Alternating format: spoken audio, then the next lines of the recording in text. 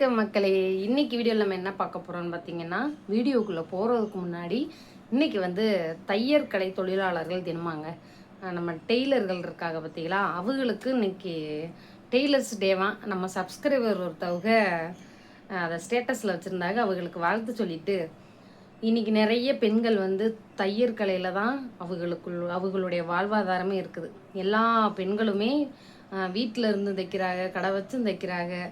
எல்லாருக்குமே என்னுடைய சார்பாக இனிய தையர் கலை தொழிலாளர்கள் நல்வாழ்த்துக்கள். வீடியோக்குள்ளே போமா. இன்னைக்கு வீடியோ என்னன்னு பார்த்தீங்கன்னா, நான் நிறைய வந்து இந்த பொலிட்டிக்ஸ் தானே, அரசியல் இருக்கு. நம்ம இங்கிலீஷ் வராத வாயில் பேசிக்கிட்டு அரசியல் பக்கம் நான் என்றைக்கும் போனதில்லை. இன்றைக்கி அப்படியே லைட்டாக வந்துட்டு போயிருக்கேன். எதுக்குன்னு பார்த்தீங்கன்னா, நம்ம ஜூலியக்கா வந்து இப்போ 2 நாளாக வைரல் ஆகிக்கிட்டு இருக்காங்க. அதை பற்றிட்டே ஒரு என்னுடைய கருத்தை சொல்லலாமேன்றதே வந்தேன். தப்பாக இருந்தால் மன்னிச்சுக்கோங்க, நல்லதாக இருந்தால் ஏற்றுக்கோங்க. லைக் பண்ணாதவங்க லைக் பண்ணிக்கோங்க, ஹைப்பு பண்ணாதவங்க ஹைப்பு பண்ணிக்கோங்க, சப்ஸ்கிரைப் பண்ணாதவங்க சப்ஸ்கிரைப் பண்ணி பெல் பட்டனை கிளிக் பண்ணுங்கள். அப்போ தான் நான் வீடியோ போட்ட உடனே வந்துடும், வீடியோ நோட்டிஃபிகேஷன் வரும். நம்ம சப்ஸ்கிரைபருக்கு கமெண்ட் போட ஆரம்பிச்சிட்டாங்க, எங்கள் வீடியோ காண ஒன்றே முக்காச்சு, எங்கள் வீடியோன்ட்டு 2-3 பேர் கேட்டாங்க.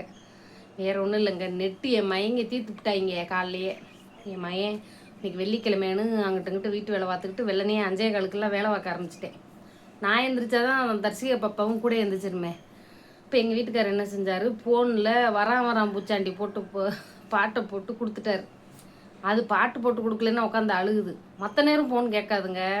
நான் அந்த ஒரு முக்கியமான வேலை அருவாமனையில் காய் வெட்டுற நேரம் தான் வம்புக்குன்னே வந்து என்னை இழுக்கும், அருவாமனை இழுக்கும். அதுக்கு பயந்துக்கிட்டே அந்த பாட்டை போட்டு கொடுத்தேன். மற்ற நேரம் ஃபோன் பாப்பா கேட்காது. வீடியோ மட்டும் எடுத்தேன்னா ஓடியாந்துக்கு பார்க்க ஓடி வரும். ஏன்னு கேட்டிங்கன்னா, சுந்தர் பையெல்லாம் ஃபோனுக்கு ரொம்ப அடிமையாக இருந்தான் ஒரு காலத்தில். இப்போ கேட்குறதில்ல, ஒரு காலத்தில் அடிமையாக இருந்தான். இப்பயுமே அவங்க அப்பா போனை கேட்பான், ஏன் போனை கேட்க மாட்டான். சரி, வளன்னு பேசாமல் வீடியோக்குள்ளே போயிடுவோமா. ஜூலியக்கான்னு ஒரு அக்கா இருக்காங்க பாருங்க. அவங்க வந்து ஜல்லிக்கட்டில் போராட்டம் நடந்த மக்களோட மக்களாக இவங்களும் போராட்டம் பண்ணவங்க. அப்புறம் அப்படியே அதை பிக் பாஸில் வந்து பார்த்திங்கன்னா, இதுலையாவது புகழ்பெற்றவர்களை கூப்பிட்றதே வழக்கம். புகழ்பெற்றவர்களை கூப்பிட்டு வச்சு அவங்களை கேவலப்படுத்துறது தான் பிக் பாஸை பெரிய வேலையாக பண்ணிக்கிட்டு இருக்காங்க. அதுக்காக பிக் பாஸை நான் குறை சொல்லலை. அதில் நம்ம யாரெல்லாம் வெளியே நல்லவங்க நிற்கிறோமோ அதில் கெட்டவங்களாக இருப்பாங்க. நம்ம யாரெல்லாம் கெட்ட குணம்னு உள்ளவர்கள் நினைக்கிறோமோ அவங்களாம் அதில் வந்து நல்லவங்களாக இருப்பாங்க. இதுதான் எங்கள் வீட்டுக்காரு இப்போ தாங்க. ஆட கொடுமையே 60 தேட்டா பாரு, 30 days 100 அந்த மனுஷன் எங்கள் வீட்டுக்காரர் இருக்கார் பாருங்க. நெட்டு கல்யா போச்சு, நெட்டு போட்டு விடுங்கன்னு சொன்னேன். அன்லிமிட்டடு தேடி பார்த்தாரு, கிடைக்கல. 100 ரூபா போட்டிருக்காராம், 6 GB 30 நாளைக்கு. சரி பார்த்துக்குருவோம், வேறு என்ன செய்ய. எனக்கு வந்து ஒரு வீடியோ போட்டால் ரொம்ப நெட்டு காலியாக போயிடும். இப்போ மெசேஜ் வந்துச்சு, அதனால் உங்கள்கிட்ட சொன்னேன். இதுதாங்க பிக் பாஸில் வழக்கம். இதுதானே வழக்கம், பிக் பாஸ் வழக்கம். இப்படி இப்போ அதில் வந்து ஃபேமஸ் ஆனவங்க தான் ஜூலி. இந்த சூலிக்கு இப்போத்தே கல்யாணம் ஆச்சு. நேற்றோ இல்லை சாரி நேற்று இல்லை, இப்போ ஒரு 10 நாளோ 15 நாளைக்கு முன்னாடியோ அவங்க நிறைய கல்யாணம் முடித்தாங்க. அதனால் எனக்கு அவங்க பழக்க வழக்கங்க நமக்கு தெரியும். அதுக்கு நமக்கு வீடியோக்குள்ளே போயிடுவோம். இப்போ வேலூரில் நம்ம டிவிகே தலைவர் விஜயன் அவர்கள் வந்து ஒரு மீட்டிங் போட்டிருக்கார், பரப்புரை. அதில் வந்து புல்லுக்கட்டு கதை சொன்னாருங்க, ஜல்லிக்கட்டு கதை. அதாவது பல மூத்த கட்சி தலைவர்கள்லாம் மாடை அடக்க முடியாமல் ஒரு ஓரமாக ஒதுங்கி போய் நிற்கும்போது ஒரு சின்ன பையன் மட்டும் மாடை அடக்க தனியாக நின்றாராம். அந்த மாடு வேகமாக ஓடியாந்துச்சான். திடீர்னு பாக்கெட்லேருந்து 2 புல்லுக்கட்டு எடுத்து இப்படி காமிக்கவும் பசியில் வந்து அதை சாப்பிட்டுட்டு பேசாமல் போயிடுச்சான். அப்படின்னு ஏதோ ஒரு டெமோவுக்காக நம்ம விஜய் என்ன ஒரு கதை சொல்லியிருக்காரு. சொன்ன உடனே நான் டிவியில் அன்னைக்கே பார்த்துட்டேன். ஆனால் அந்த விஜய் நம்ம அந்த ஜூலி கதையெல்லாம் எனக்கு தெரியாது, நேற்று தான் தெரியும். அப்போ பேசின உடனே இவங்க ஜூலி அக்கா என்ன சொல்கிறாங்க, ஏன்னே ஏன் 50 பேர்த்த கொண்டது பத்தாதான் 500 பேரை கொல்லணுமானே அப்படிங்குது. நிறைய பேர் சொல்கிறாங்க விஜய் வந்து அங்கே வராமல் ஓடி போயிட்டாரு அப்படின்ற மாதிரி. அதாவது ஒரு இடத்துல அந்த இறப்பு நடந்திருக்குன்னா அங்கே வந்து என்ன மாதிரியான சூழ்நிலைகள், பதட்டமான சூழ்நிலை உருவாகும். அப்போ போலீஸ்காரங்க வந்து அவங்களுக்கு பர்மிஷன் கொடுக்கல, வரக்கூடாதுன்னு சொல்லிட்டாங்க. அந்த ஒரு மாதத்துக்கிட்டேயுமே அவர் அங்கே கரூர் வர்றதுக்கே பர்மிஷன் கொடுக்கல. அது ஏதோ தற்செயலாக நடந்தது. ஆனால் அவரே ஏதோ வேணும்னு பண்ண மாதிரி இந்த ஜூலியக்கா பேசுதே. ஜூலியக்கா மறுபடியும் அவங்க என்ன சொல்கிறாங்க, இந்த ஜல்லிக்கட்டு வந்து நாங்கள் காப்பாற்றி கொடுத்துருக்கோம், அது அந்த அம்மா மட்டும் காப்பாற்றி கொடுக்கல, ஒட்டுமொத்த தமிழ்நாடே இந்தியாவே சேர்ந்து நடத்தின ஒரு இது மாதிரி. ஒரு ஜல்லிக்கட்டுங்கும்போது உலகத்தில் உள்ள அனைத்து தமிழர்களும் சேர்ந்து, இந்தியா மட்டும் இல்லை உலகம் முழுக்க தமிழர்கள் எங்கெல்லாம் இருக்காங்களோ வேர்க்குதுங்க. 4 முடியை வச்சுக்கிட்டு நம்புற பாடு. இந்தியாவில் எங்கெல்லாம் உலகம் முழுக்க இருக்க தமிழர்கள்லாம் சேர்ந்து அவங்க அங்கங்கே அந்த பலகைகள் எல்லாமே வச்சு போராட்டம் நடத்தினாங்க. இந்த அக்கா என்னவோ இவங்கதே வாங்கி கொடுத்த மாதிரி, ஜூலியக்கா நீங்கள் இதே வாங்கி கொடுத்தீங்க கூட, எங்கள் அண்ணன் வந்து இப்படி சொல்லிவிட்டீங்க, சரி அவங்களுக்கு மறுபடியும் போராட்டம் நடத்த திராணி இல்லையா. இப்போத்தையும் கல்யாணம் முடிஞ்சிருக்குக்கா, உங்கள் குடும்ப வாழ்க்கையை பாருங்கள் ஜூலியக்கா, சரியா. உங்கள் குடும்பம் நல்லா அழகாக இருக்கார் உங்கள் வீட்டுக்காரர், நீங்களும் நல்லா கல்யாண ட்ரெஸ்ஸில் அந்த ஏஞ்சல் மாதிரி ட்ரெஸ்ஸு போட்டு சூப்பராக இருக்கீங்க. ஏன் அப்புறம் வந்துக்கிட்டு தேவையில்லாத உங்களுக்கு வேலை, எதிலாவது வைரல் ஆகணும்னா உங்கள் கல்யாண வீடியோவே நல்லா வைரல் ஆகுது.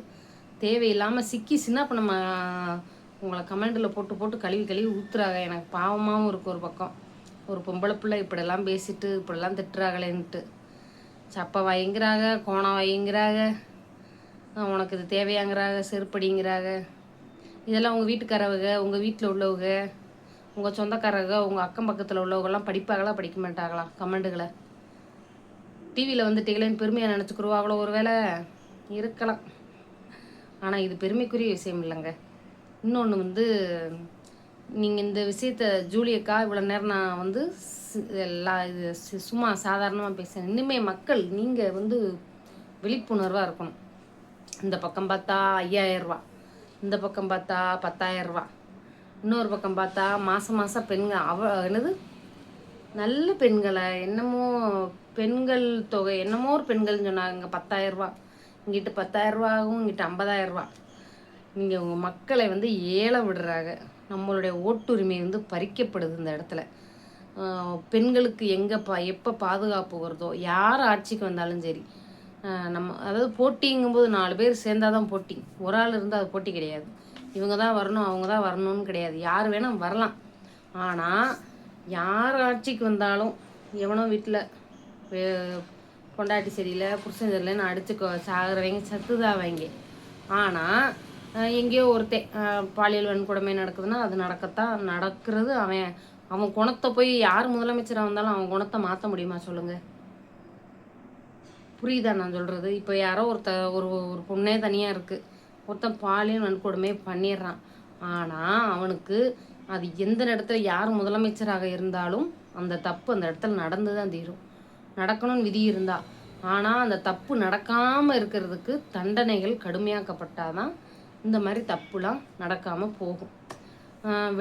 வெளிநாடுகள்லாம் பார்த்திங்கன்னா, அரபு நாடுகள்லாம் பார்த்திங்கன்னா என்னென்ன தண்டனைன்னு உங்களுக்கே தெரியும்.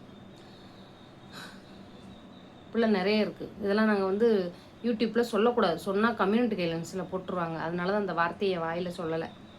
ஏன்னா யூடியூப்புக்குன்னு சில ரூல்ஸ் அண்ட் ரெகுலேஷன்லாம் இருக்குது. இன்ஸ்டாகிராம் ஃபேஸ்புக்கு மாதிரி யூடியூப் கிடையாது.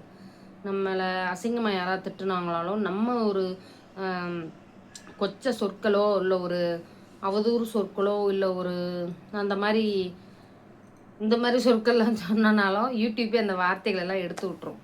அதனால் சொல்கிறேன், உங்கள் ஓட்டை நீங்கள் விற்காதீங்க. இன்றைக்கி வரக்கூடிய 10,000 5,000 50,000 இதையெல்லாம் நம்பி நாளைக்கு விலைவாசிகள்லாம் ஏற்றிடுவாங்க.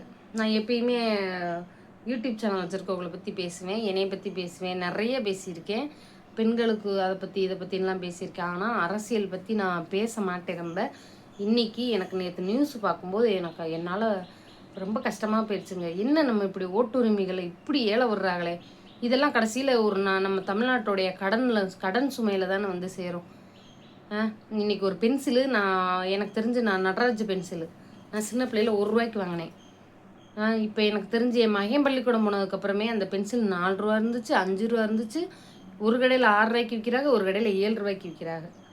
இப்போ அந்த 1 ரூபா பென்சில் இன்றைக்கி 7 ரூபா வந்துருச்சு. அதுக்கு நம்ம வரி கட்டுறோம்.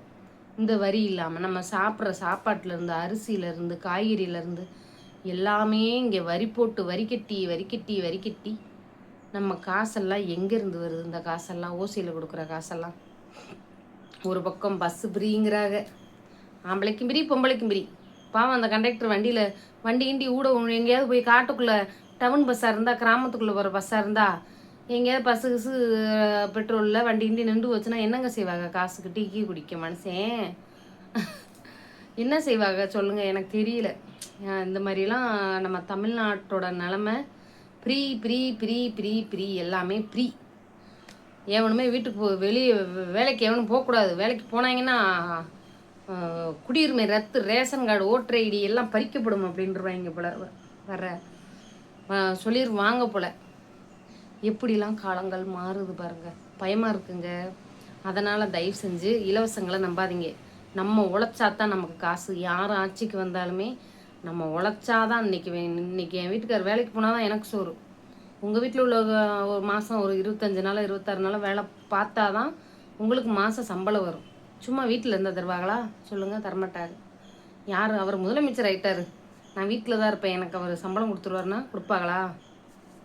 அதனால் இலவசங்களை நம்பாதீங்க. நமக்கு யார் நல்லது செய்வாங்களோ, பெண்களுக்கு எந்த இடத்துல ஓட்டு போட்டால் பாதுகாப்பு கிடைக்குமோ அந்த இடத்துக்கு ஓட்டு போடுங்க. இந்த வீடியோ வந்து நான் ஒரு அவேர்னஸாக தான் பேசியிருக்கேன், என் மனசில் உள்ளது.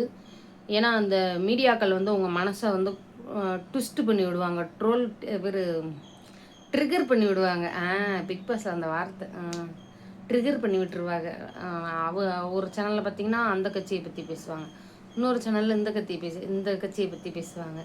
ஆக மொத்தம் நம்மளை நல்லா பிரெயின் வாஷ் பண்ணுவாங்க. உங்களுக்கு ஓட்டுக்கு யார் காசு கொடுத்தாலும் வாங்கிக்கோங்க, விடாதீங்க.